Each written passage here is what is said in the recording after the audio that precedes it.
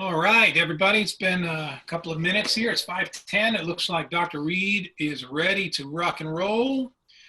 Everybody knows Professor Reed, our leader of trombone, euphonium studies, and jazz ensemble. Thank you, Sean, for joining us this evening. My pleasure. Can you hear me okay? I got you. Cool. Well, welcome everybody, and thank you for having me, and thank you for doing this. If your lives have been like mine for the past couple of months, they've been tough.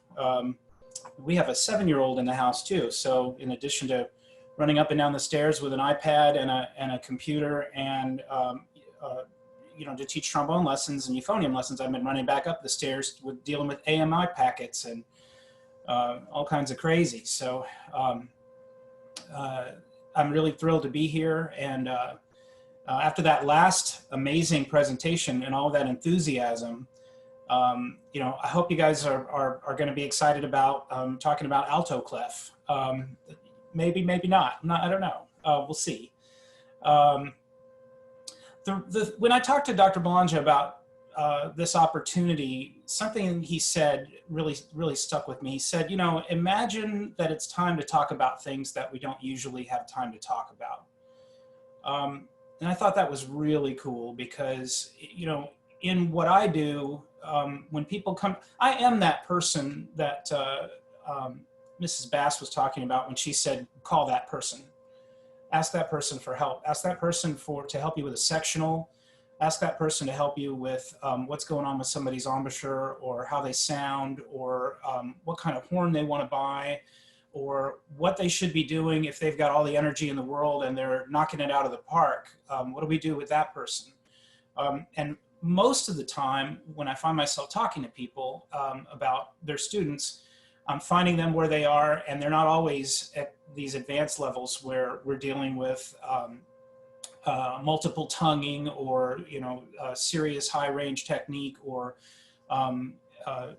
advanced levels of being able to understand all the positions behind the first 7 that most people learn about. If you take my methods class at Tech, then there's always a question on the exam, how many positions are there? And my answer is there are an infinite number of positions, infinite. And that's for many reasons. And so we don't always get to those places when we're talking, if I just visit your school and give a master class. But with some students we do. And so today what I thought I would do is just go through the what I sent to you, which is just my PowerPoint presentation. I'll try to share it with you if I can. Let's see. And just a reminder, everybody, that those materials are on the ATU website. The link is in the chat, so you can see in real time what Dr. Reed's referring to. Okay, so is this working? Can you see the title page of it? Yep. Okay, cool. All right. So methods and strategies that don't always get enough attention. So if I come to your school and I don't know you and I'm giving a class for your trombones, then I'm going to start with the Remington method. I'll get all into how I believe Remington used the long tones, the lip flexibility warm-ups, the rotating modal 2-octave pattern scales and all of that stuff, because my teacher in undergrad was Donald Knobb, and Nobby, as we called him, studied with Emory Remington. So I'm very much in that strain. And this goes into something that we heard in the last hour about tradition and about keeping old things alive. I've never found anything better than a whole lot of Remington long tones when I'm in doubt. And after that, lip slurs and so on and so forth. But I'm not going to be getting all into that today. Not right away. We might at the end if we're short on time. One thing that I find is very frustrating for me as a studio teacher is when people come to me and they know absolutely no solo repertoire for the instrument, no common, well-established, good solo repertoire. And I think one of the main reasons for that, and I'm going to go into this in a minute, I'm going to help us defend against that, I hope, is that the wonderful technological miracle of the internet is a double-edged sword, and on the other side of it is this problem, and that is that Young people today are looking for anything free, anything quick that they can find online that they can use. And I don't think there's anything wrong with that, except that so much of it is really not that useful. And you know, so what you find is somebody will come to a lesson and, okay, I told you to find a solo piece for this week. And they'll just look online until they find something for free, or maybe something they saw on YouTube, but usually doesn't even go there. They just find, you know, some solo piece they've found. And it may be too hard, it may be too easy, it may have no musical depth in my view. And so what I'm saying here is, come to me, come to anybody who's a college teacher who's spent their life collecting this information, collecting these methods. Before the internet, when I was in college, I'm 47 to give you an idea.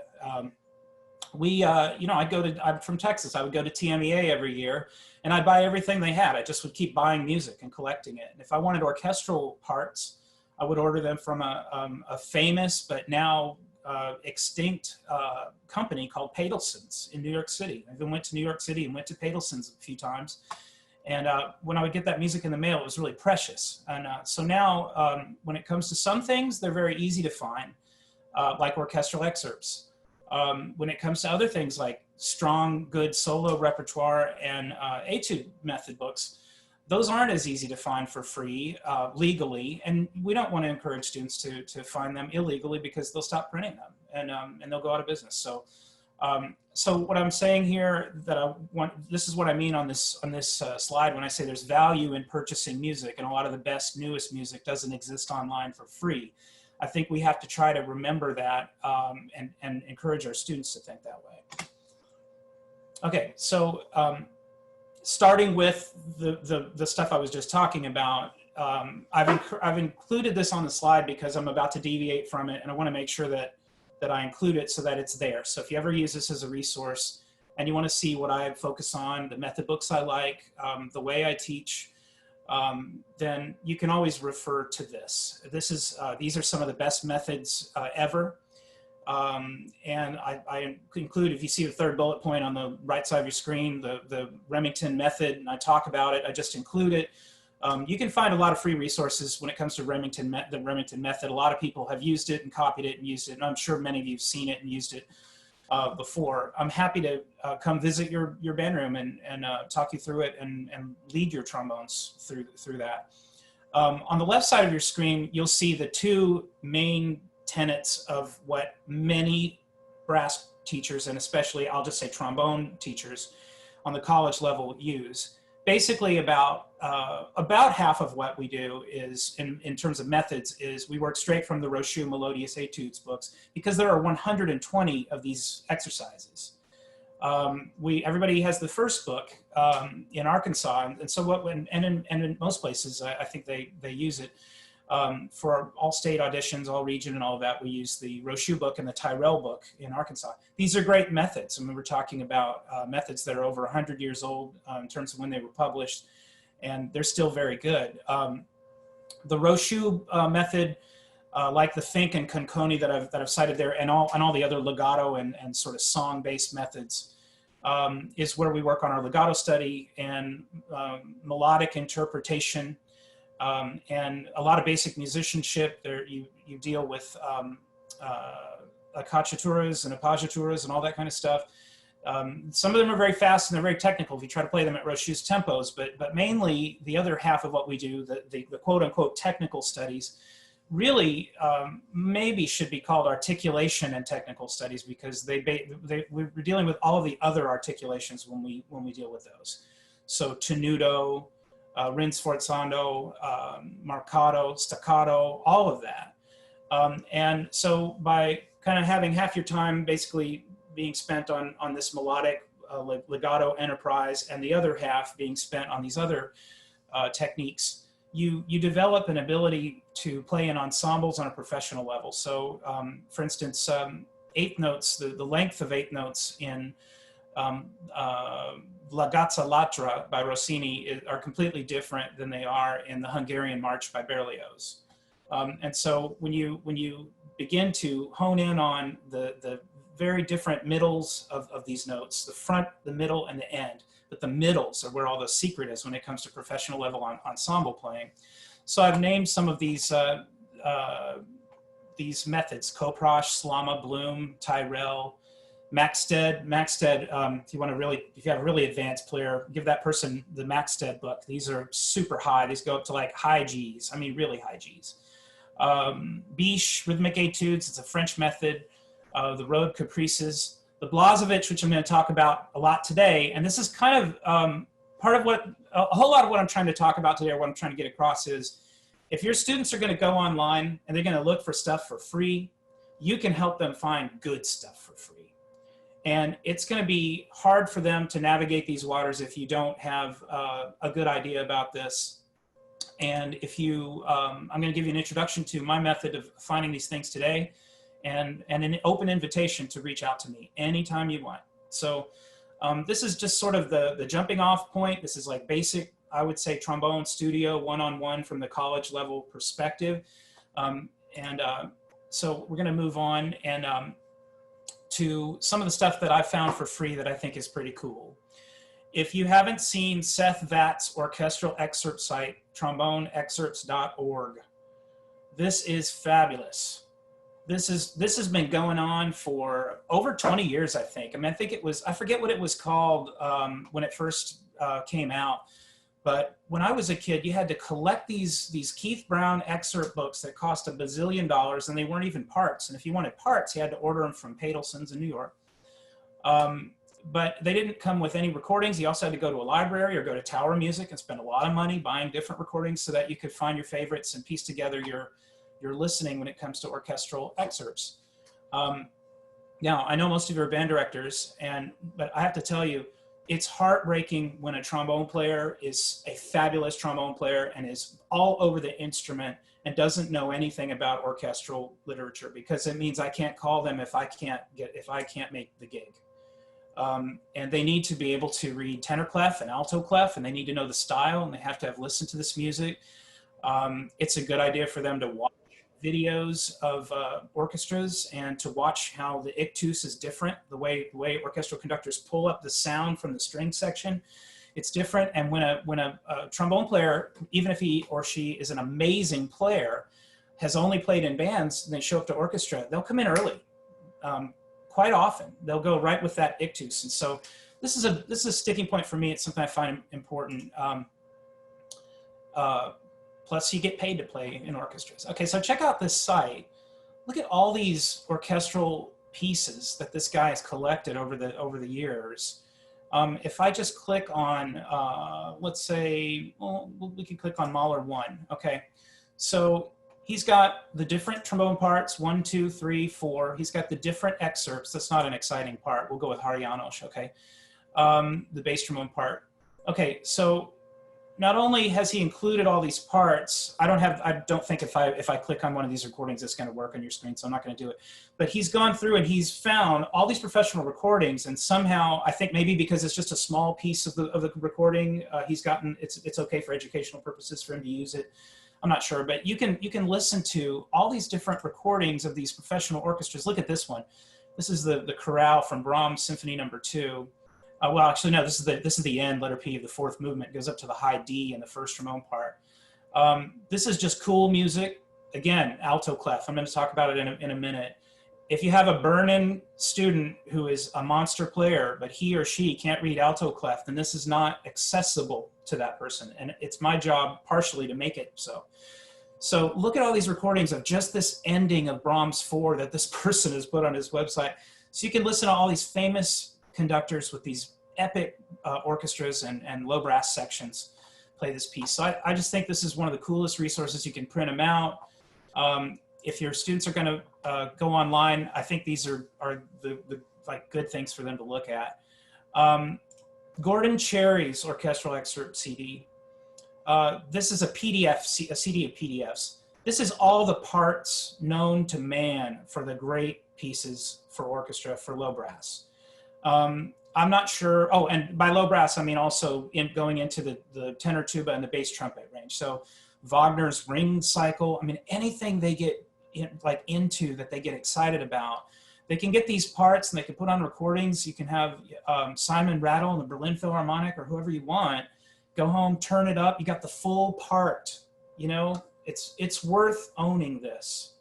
It's worth it for you, and it's worth it for them if they get excited about this music, because you can be in your living room and you can play Mahler 3 with Simon Rattle, the whole thing with a full orchestral part. So and again, I've included it on here in case you get excited about it. Doug Yo's website, just for the sake of time, I'll just click on it for a second. This has been up for a long time. It's got a lot of information about the trombone, which is exciting. It's got some pretty cool stuff. These are recordings or actually no, I think most of these are just music, but he's got like in his links, I think it is, he's got like the recording that he made when his audition recording that he sent into the Boston Symphony before he won that job. That's pretty cool. That's from the mid 1980s. Okay, I've included this. These are, I would say, these are from my syllabus. So this is the kind of thing, let's say you're a flute major and you come to get an undergraduate degree in music education. If you take my methods class, you're going to learn a lot about the trombone and all the other low brass instruments, but methods classes are now split, so we have only half a semester to teach low brass and high brass. If we had a full semester, this would be the kind of thing I would get into more in the second half of the semester. I would be teaching my students beyond just basic tone production and like how you handle teaching people how to play these instruments on a basic level and getting them into, for instance, this stuff. If you look at this freshman level of solo, I would say that a lot decent high school players, if you work hard with them, they should be able to play most of these solos. And I've included these solos that go into the sophomore and junior and senior year. I mean, you know, the Creston Fantasies on here, that's extremely hard. I mean, that's a graduate level solo. The Bach unaccompanied suites, I say sophomore or junior, that could be senior or professional level. I mean, these are hard. The Wagenseil, the Barrios Sequenza, this will blow your mind. I mean, it's not like anything most people have heard. This is just a guide. I don't make my students play exactly these solos. I just have these solos on here because these are traditionally some of the greats, and they're worth your time. So if you, beyond the scope of our talk today, if you have a chance to look into these and listen to them all, or recommend that your students do, I would highly recommend it because it's going to introduce them to some of the great trombone soloists in the world, and it might help them get excited about this. Where I come from, when I was growing up, solo and ensemble contest was given the same level of gravitas as making All-State in Texas. If you went to state solo and ensemble contest and you got that gold medal for making a 1 on your first class solo, I think they call them grade 1 solos now, then everybody just thought, you know, that was just like making Texas All-State band. And so it was a big deal for us. And I just would encourage you to, once that season starts, to encourage your students to take part in this. I know that it can be tough. I know a lot of students don't have any money. They can't go pay for an accompanist to come accompany them. My band directors could play piano where I came from. Not very great, some of them, but good enough to get you through the thing. And it's not always the case in many parts of Texas or Arkansas or anywhere that will happen. So what I have done is I've encouraged people to do things like make MIDI accompaniments for your students. You've got the technology. It's easier than it ever was before. The photo score light technology for Sibelius, for example, is way better than Smart Score or whatever the analogous Finale version was like 20 years ago or whatever. It makes less mistakes. And so if you find an accompaniment that you can enter into that, and then you can kind of fix it. If it doesn't have too many tempo changes, then you can create something for your students. I had a student play the Bozza Ballade for trombone last year at Solo and Ensemble Contest. And what he did was, instead of doing that, he got a professional pianist to record the piano part, which is infinitely harder, I think. Better yet, if you can encourage them to spend a little bit of money and come find an accompanist at Tech, a student or another school, or reach out to piano faculty, that can be helpful. So these are just do you know if these are any of these on Smart Music, or anybody that's in the mix right now? Are these pieces among the repertoire on Smart Music, accompaniment wise? Once upon a time, I remember some of them were, but back when we used the little discs. I don't know if what the online presence for smart music is, or what's on there now. But if you paid for the for the service back when I was in graduate school, this was 20 years ago. I remember the Hindemith Sonata was on there. I'm not sure how many are, but I can tell you this. You know, I have a friend who did the best thing ever, and he sat around. It's something I would never have the patience to do. He sat around and he made finale accompaniments of like the Castered Sonatine, for example, of like many of these pieces. And he made playbacks that were slow, medium, fast, fast, faster, faster. So if you take the Castered Sonatine, for example, it's got a lot of tempo and meter changes. It's very hard to pull something like that off with an ad hoc situation with an accompanist. But if you've got a machine doing it, it's just a great practice tool. And I have my college students use these MIDI accompaniments. I called my friend and begged him to send them to me. We had to do it with a zip drive, because not a zip drive, with a thumb drive, because it was a lot of information. And so if you have time or the inclination to find somebody who can help you with that, then every time you create something like that, you create it and it lasts for all of your students forever for after that. Yeah, there's a comment in the chat that they are several of them are in smart music, and right now, because of the pandemic, smart music has gotten rid of the subscription fee, so that's Amazing. available to anybody right now. Amazing.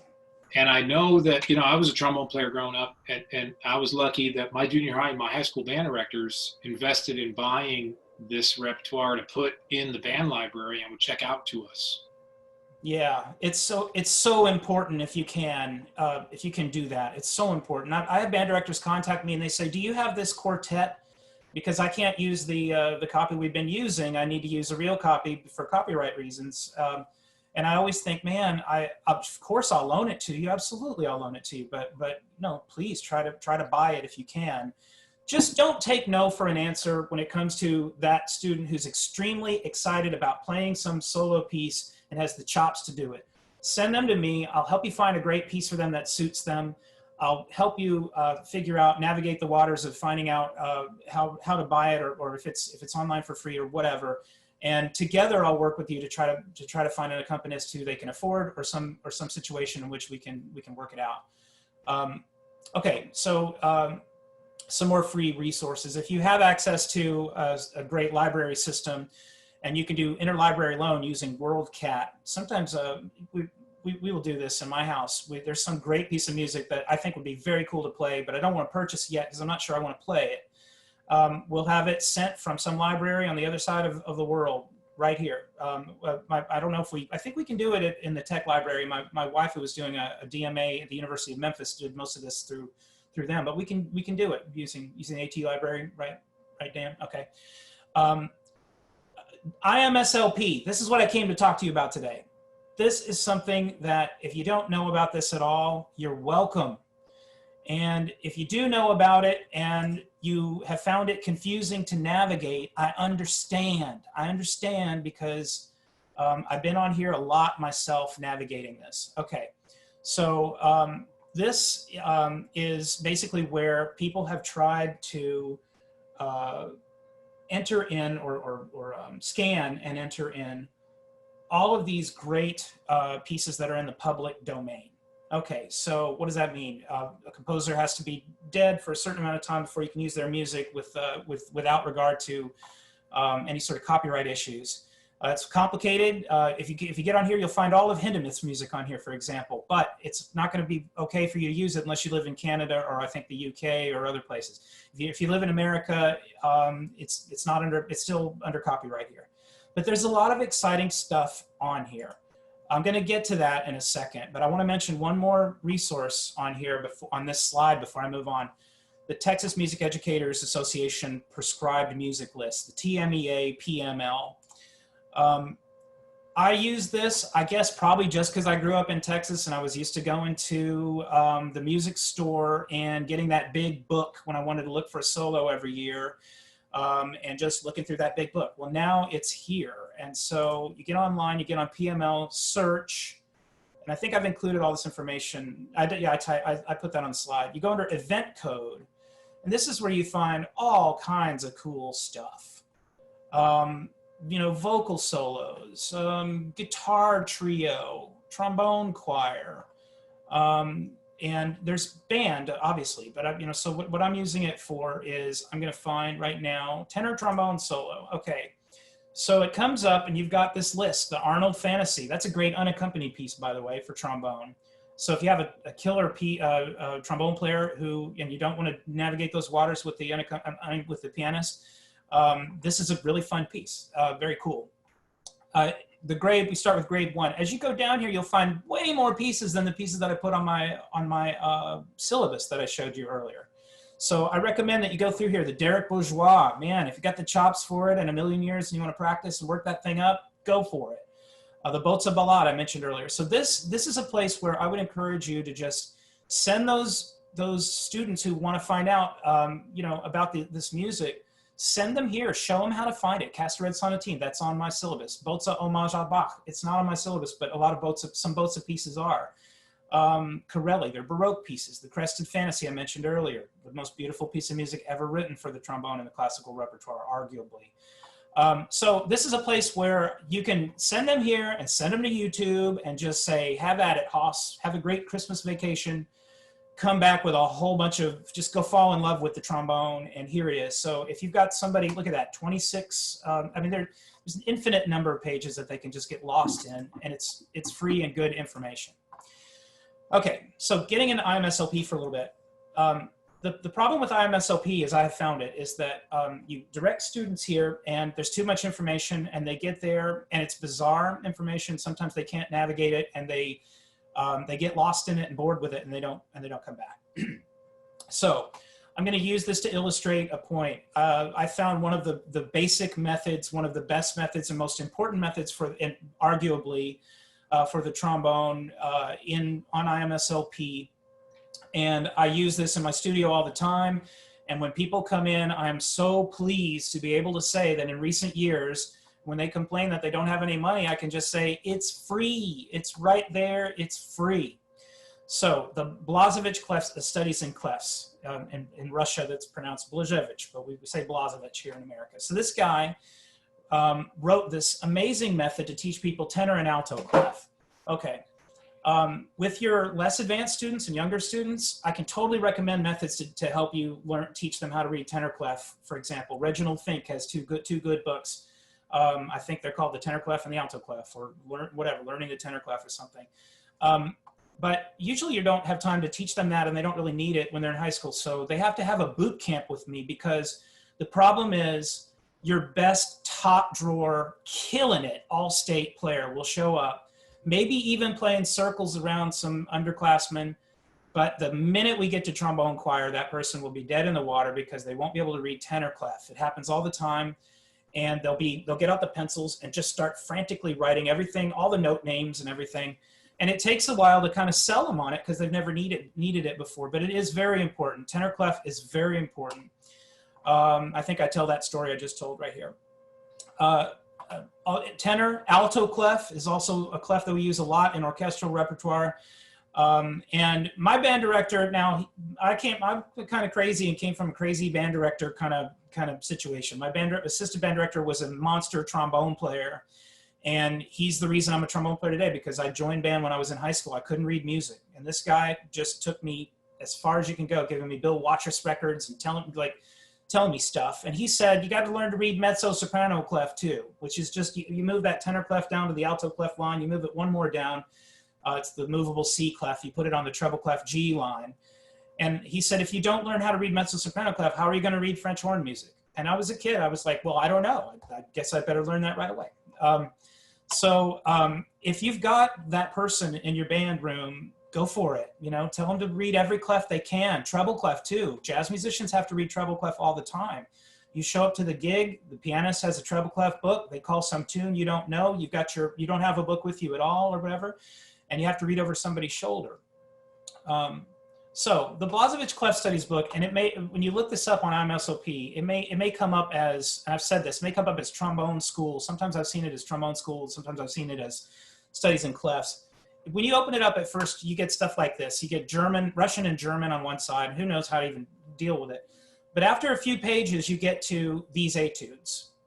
The way this book is laid out, and what's so cool about this, is it's not about studying clefs.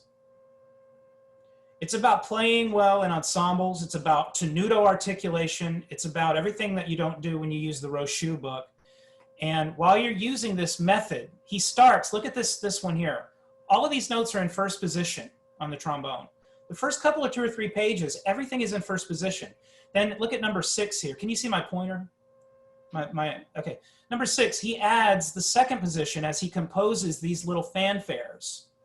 And so what happens is these are very easy for a trombonist to work up in a week or so. And what happens is you begin to look at tenor clef, and instead of seeing this B flat as something weird, you start seeing it as a new home base, just like you did when you first learned to read the trombone. You learn where your B flats and your Fs and your B flats are. So now you get to just see it B flats, Fs, and B flats again in tenor clef and in alto clef and in bass clef intermittently. So you begin to learn these new home bases with the way everything kind of feels. And over time, you're working on your tenuto articulations and trying to make everything just a sliver of daylight between those 2 perfect tenuto notes, not legato ever, unless it says legato, but you just have to avoid that. And as you do that, you become a great ensemble player, and you learn the clefs by accident. You learn them by osmosis. So if somebody's playing this and they're barely getting the clefs, they're not doing their job. So this is just the genius of this method and how extensive it is and how cool it is that it's free. Look at this next page. Okay. Here's one from the middle of the book, okay? So it starts very simple, and you get in the middle, and it looks like stuff out of the Arbin book. It's, you know, there's a lot of notes to play, a lot of perfect articulations, and a lot of embouchure work, and high and mid-range and low range and everything to work on. Here's something near the end. Look at that. I'm pretty sure, I haven't looked at this in a while, but I'm pretty sure we're in D sharp minor here. So, well, I mean, you know, why not? Why not? If it's free and it's on the internet and you've got a method that's going to take you there, and you've got some kid who's dying to get some stuff, this is for that person. This is for that person. I encourage you to get them to print it out and work on it, or put it on their phone or their iPad or whatever and have at it. I love it so much. Mr. Smith, the band music's easy. Here you go. Yes, right, right, right. Well, that's the thing. My teacher taught me, and he wasn't belittling band music at all. I mean, I was in the UT Wind Ensemble when he taught me this. It's a pretty good band, and he said your band music should be easy because of the stuff I'm giving you. If you want to be trombone parts in band music are pretty easy. For the well, often, well, those ones in the UT Wind Ensemble weren't easy, but he, you know, he had a good point, and I think it's you got to go beyond what you're given. This is something cool. Blazevich, the Blazevich Clef Studies book, it's also on IMSLP. So it's the same idea, tenor clef, alto clef, bass clef, intermittently. I played these with my teacher, Donald Knobb, and they're excellent. And again, they're free. Here's what they look like as they progress a little bit. They get hard. They're mixed meters and articulations and metric changes and metric modulations and all kinds of good stuff. Okay, so that's just what I wanted to say about that. Now, I just thought maybe this would be kind of going back to the title of the topic, because I found all that other cool stuff to talk about this week. But this is the stuff that I think goes beyond. This is the stuff that makes people really competitive for the first few chairs of Allstate. And I've had students up there, and I know that this helped them. So. And it's something that people often come in and they play very well, but they're not doing all of these things. So if you could incorporate these elements, your students will be more competitive. Playing all the subdivisions in longer notes as they practice, and micromanaging crescendos and decrescendos through those subdivisions. So if you're playing something like ba da da da da da da, and you play ja da da da da da da da da da da, or ja da da da da da da da da. If you have people playing on that level and practicing on that level and putting those little crescendos and decrescendos in, and then they take those little decrescendos and crescendos out, their time will be better, and they'll sound incredibly mature as musicians, because they'll be feeling and hearing all that stuff that's inside there. So many times somebody who's an excellent player and has a lot of technique has rhythmic issues. I mean, major rhythmic issues. And this is one of them, just cheating longer notes, or not knowing what to do with the longer note. A lot of times I find that younger players just hold a longer note and then have an aggressive crescendo at the end of it because they feel like they have to do something to it. This will help with that. planning all the breaths in etudes for competition. Okay, I'm going to talk about the original Rochu book in a minute, just briefly. But this comes from that. This is my teacher taught me that Rochu's interpretation of special breathing and interpreting breathing equals these things. The big breath indication, BB, at the beginning of every piece of music.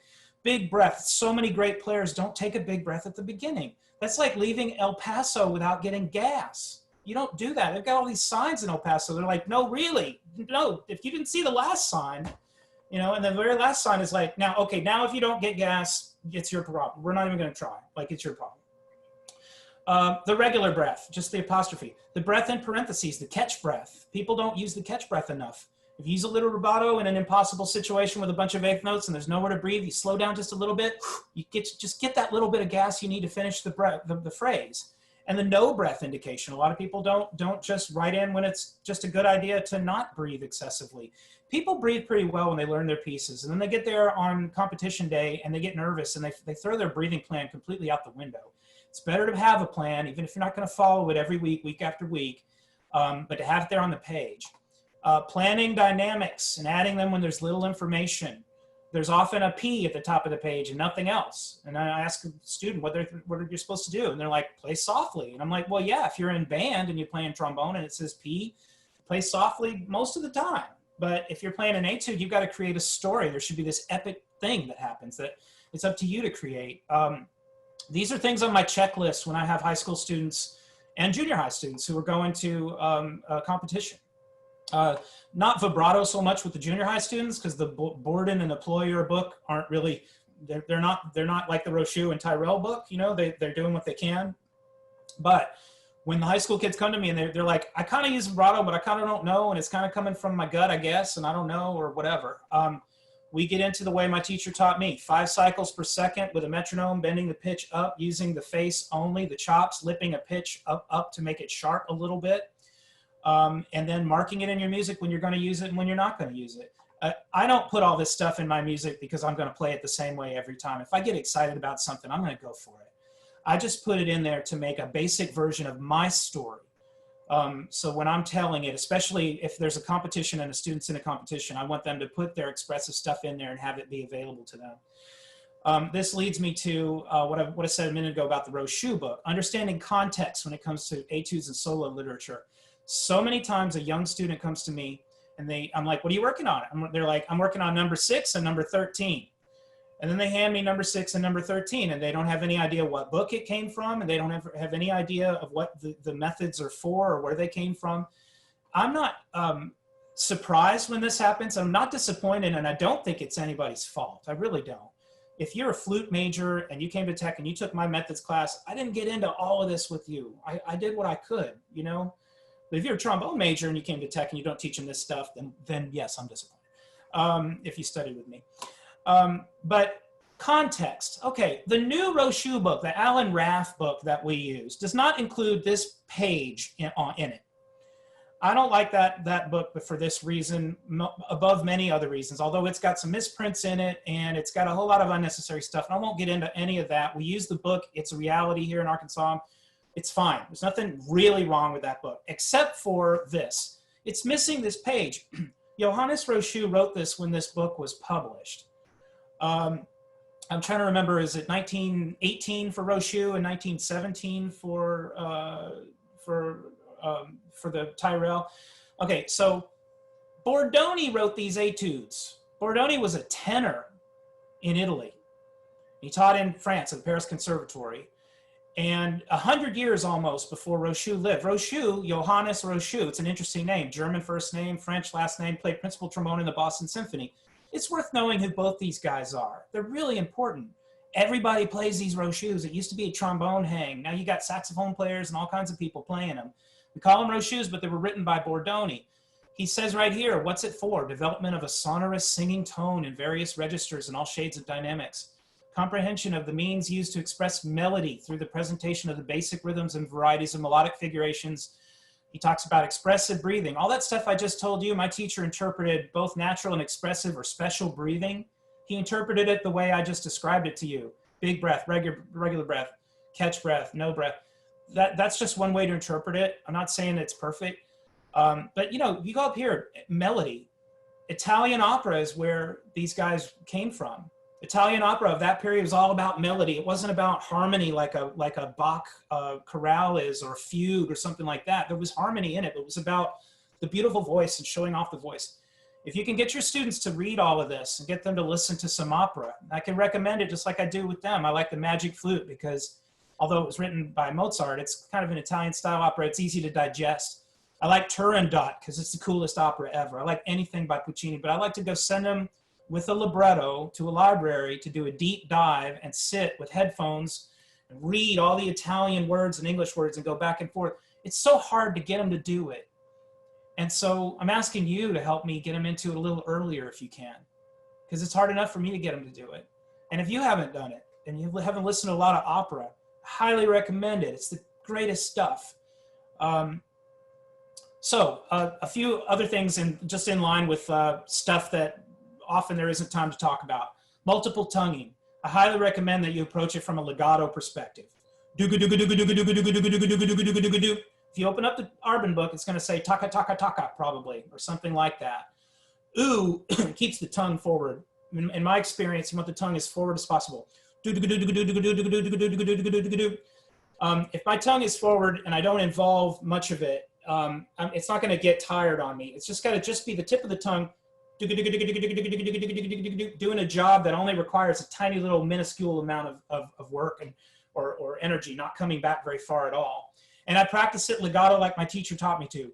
Do, goo, do, goo, do. I'm trying to play those very slow notes, double-tongued, legato, just like if I was single-tonguing them. Do, do, do, do, do, goo, do, goo. And I'll do that for a long time before I'll speed it up. We don't speed it up at all. You don't speed it up until it's legato, and you figure out how your goo is as good as your do. The goo has to be as good as the do. You might have to go a little bit and have a little bit of an extra weight or air crescendo or thickness of air at the end of the note to make the goo as good as the do. But when you speed this stuff up, you're still playing it legato. I'm going. It doesn't sound legato when you play it on a trombone or a trumpet. I've had many trumpet player friends I've talked to. They teach it the same way. Now, machine gun, double tonguing and triple tonguing is important too. Absolutely. If you're playing the beginning of a piece of music, like the Dukas fanfare, that's not legato. That's but I'm still going ooh. But it's more of a TK. It's more of a tuku-tu-tu. Tuku-tu-tu-tu-tu. So the other thing is the embouchure. The more firm the embouchure is, the more the corners work while you're doing that, then the more efficient that your double tonguing, your triple tonguing is going to be.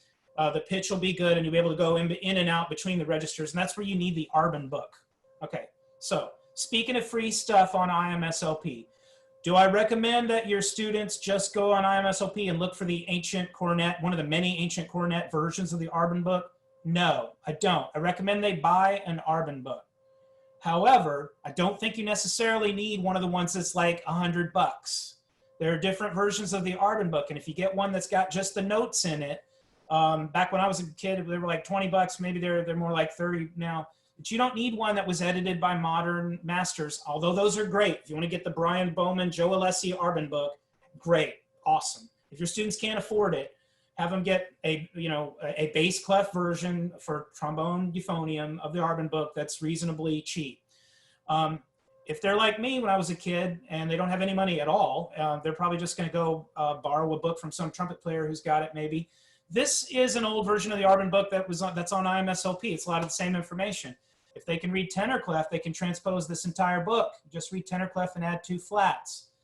If this sounds crazy or overwhelming to you because you're not a trombone player, just trust me. Trombone players love to read in these clefs. They want to learn them earlier because when they learn them later, it's harder for them to learn them quickly, and they've got to have tenor clef anyway. So here, if you see tonguing in the double staccato, it's straight out of the Arbin book. I just have my students scratch out tuku tuku, and I have them write doo-goo doo-goo. Doo-goo doo-goo doo-goo doo-goo doo. Play it all legato, draw slurs over it if you have to, and wrap your brain around the fact that it says staccato, but I'm telling you to play it legato. Just trust me. that's what my teachers told me, and it works. It works. This stuff in Carnival of Venice, I'm going.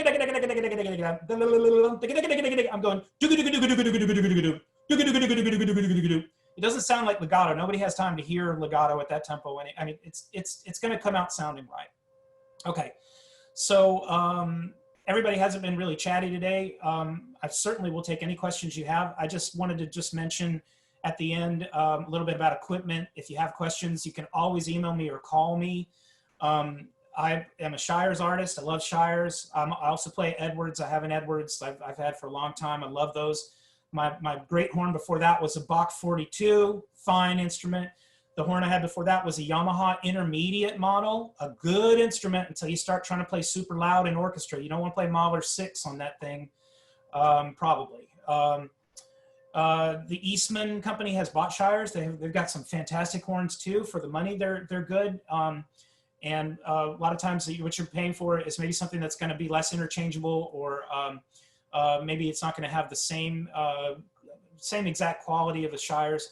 For jazz, I play a King 2B. I've been playing it forever. It's from the 60s. It's older than me. When I'm dead, somebody else will be playing it. You know, those King instruments are just built to last forever by master craftsmen. They were built to sound great. So the 3B is probably the jazz horn that most people, if they're going to buy a King, play. My 2B is a smaller bore horn. I was doing a lot of lead playing, and I got a good deal on it a long time ago. The mouthpiece I would recommend for you in general to get your students on as quickly as possible is the Bach 5G. I play a Greg Black. If they don't have $200 and they're not ready for a whole different kind of playing, because it's a little harder to play these mouthpieces, I wouldn't recommend it. Schilke's a good mouthpiece. I like the Bach 5G. If you've got them playing on 6.5 ALs, I don't think it's the end of the world. I think if they're in junior high, I think that's fine. It's great.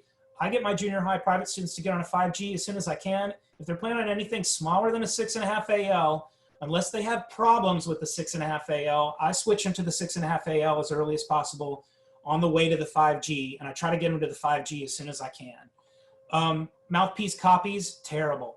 Don't use them. Just throw them out. I love Yamaha trombones. I have a Yamaha alto trombone, a custom instrument. That's a fantastic, beautiful instrument. But I don't use mouthpieces from Yamaha. I think Yamaha mouthpieces, they're kind of like Italian sports cars. The roof on the sports cars, they don't put any energy into making those roofs. They're not made well at all. Nobody uses them. You don't drive around in an Italian sports car in the rain. You know, you leave it in your garage. And I think that's the Yamaha mouthpieces. That's how I feel about them. For lubrication, the Yamaha Slide lubricant, I think right now there's nothing better than this stuff. But don't confuse it with other products that come in similar looking bottles that are less expensive or super cheap. The Slide lubricants Yamaha makes, most of them are terrible, but suddenly they've made this Slide lubricant that is as good as Slido Mix or better. I like the Yamaha Slide lubricant. If you're on cream still, I would use Trombotine. Super Slick's good. Trombotine is better to me. I use cork grease on my tuning slides unless I don't have any around, and I'll use Bag Balm or Vaseline. So that's the end of the presentation part. I wasn't in the chat, so did anybody see anything in the chat or have any? Yeah. There's two things. Awesome stuff, Dr. Reed. By the way, just thank you. Amazing stuff. That I grew up a trombone player. I got to tell you, I just 10 times in the last 45 minutes, I thought to myself, I wish I knew that in the 9th grade or the 10th grade or the 11th grade. I mean, no kidding. Amazing. I know that at the beginner level and the junior high level around the country, there is a good amount of 7Cs. Yep. And there's some rationale that the kids are little and they may be able to handle that 6.5 AL. You want to talk about that for a minute? Yep, absolutely. I don't have any problem with that. I think that when I see a kid who's playing on a 7C, I'm like, okay, good. Thank goodness. When you blow into the pipe, if you can get a low B flat or a middle F or a B flat below middle C, that's what I always say in my methods class. And then we all blow into the horn and everybody plays one of those 3 notes, unless they play flute and they play like a high F because they're going, then, you know, we always start off there. And I think a 7C for a kid who's really small it's gonna be good for them to get basic tone production and to not be discouraged. I mean, week one on a trombone is way different in my experience than it is on some other instruments. And I think it's a little harder sometimes. And I think you got to, one major thing you're looking at early on with your low brass studio is keeping them, interested in this and making them feel like they can do it. So I think it's fine. If they send a student like that to me for a lesson, I'll check them out. And if I've got a 6.5 laying around, I'll try to convince them, I've got it there.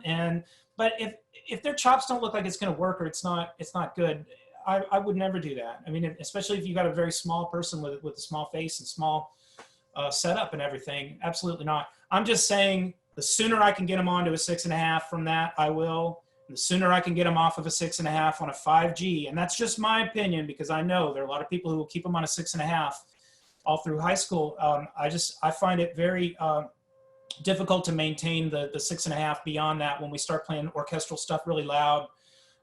For most people. So I think the 5G is good. Is that the data for you? If extreme dynamics getting edgy, is that what tells you it's time for the 6.5 to the 5G? Or well, range is an issue too. Yeah, if they get to the 5G and they can't play in the upper register anymore. Yeah, it's range and flexibility and sound but loud is a thing that most people haven't. They may have played loud when they played their part in band in high school, and obviously on the field there's a lot of really not very ill-advised loud playing. The field out of the equation, right? Whole different kind of loud kind of thing. But when you're trying to play loud with a controlled sound and you're playing these excerpts and you're moving in different registers, you find out right away, I think, when somebody might benefit from a mouthpiece that's a little bigger or a little smaller. Depending. And so, I think it's one of those things that polarizes people quite a bit. I see somebody posted Schilke 51B. It's a fine mouthpiece. I like the Schilke mouthpieces too. I eventually found for me, when I got out there and I was playing solo stuff and orchestral stuff and chamber music and everything, that I needed a bigger mouthpiece and I needed something with a whole lot of heavy metal to play. When I ended up playing in professional orchestras, that's when I got into the Greg Black. It's also such a beautiful sound. It's a mellow, darker sound throughout all the registers, and it's one of the things that people try to achieve. And when you get a Schilke mouthpiece or a Bach mouthpiece, especially the Bach mouthpieces, you don't know what you're going to get. I mean, you can get a Schilke mouthpiece. You can get a 51B with a very sharp rim. You can get one that's got a rim that's a little less sharp. I might go for that. Right, they're made to factory. Right. Yeah. And if it's a Bach mouthpiece, sorry to say this, but if it's a Bach mouthpiece, you could try 100 of them, and you could probably find 12 of them that were the same and what you wanted, and find it like 88 of them that were so different that it's just not what you need. Then again, keeping them around might be good. They're working on that. Are they? Okay, yeah, my knowledge of those mouthpieces is old, so yeah. Dr. Casey's here. He says, I'm a big fan of the Bach 9 with a small bore tenor, even for 6th graders. Oh, yeah. Industry default is 12C. Please, no, he says. I like those. I like the, honestly, they're different. The problem is when you go somewhere, you don't even get somebody a lot of times who will have a stock of them around, and so what I'll find a lot of times when I hit a band room is just whatever's laying around. And man, those copies are paperweights, if that. I mean, don't even give them to somebody you don't like. They're not good. And so I think if you got somebody with ideas, like, the 9 is good. I mean, and the different horns are good. Like I like the Bach 36. That's a nice horn. That's an interesting horn to have around for various reasons. It's a middle bore horn. My first step up horn. It's a great horn. You can do so much with that horn. And I like other horns. I didn't mention, some of the other horns I like. I just mentioned some that I think might be accessible to you. And I'm going to talk euphonium next week, and it'll be a different talk. But I just basically wanted to look, the alto clef, tenor clef, all that stuff, it's a deep dive. It's hard to keep people interested in it if they're not already trombone geeks. I get that. No, this was great. And like you said, it was, we got a virtual hour in the middle of the summer. We could have called this Life Beyond the All Region audition music. And I think Yeah. this was just terrific to be able to talk about. And like I said to Susan earlier, I mean, we could go on and on and on with all this. And Oh, yeah. and I, in one sense or another, we all will. You know, that's one of the wonderful things about teaching music is we're never finished. And 40 years in our career, if we're lucky, we're still learning and trying to figure out new things from people who have spent their life thinking about it, like you have in your life in the trombone. So thank you, Sean.